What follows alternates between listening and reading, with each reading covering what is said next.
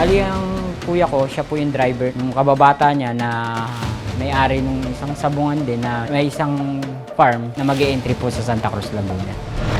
Tumawag naman po yung amo niya. Sabi sa amin na na-hold nga raw po ang kuya ko. Napagbintangan ata na nanyonyope. Gumagawa ng kalukuhan yan doon sa loob ng sabungan. Tsupi ang ginagawa, illegal na gawain sa sabungan. Yun, nakikita ko. Wala na silang kaluluwa, parang baboy o hayop na lang yung kinakatay nila. Nakarumal-dumal ang naranasan ng mga missing sabungero. Oh, Diyos ko! Bakit nangyari po ang ganon sa anak ko? Kapatid lang ako eh. Pero imagine mo yung pinagdadaanan ng mother namin.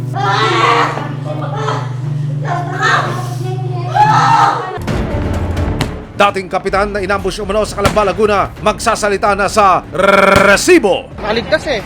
Hindi pa, tago na baka mamaya matuklasan ni Buhay pa. Kung siya man ang mastermind at kung sino man ang may lumabas pa na iba pa na kasangkot, hindi ako magdadalawang isip na mag-file ng kaso laban sa kanila.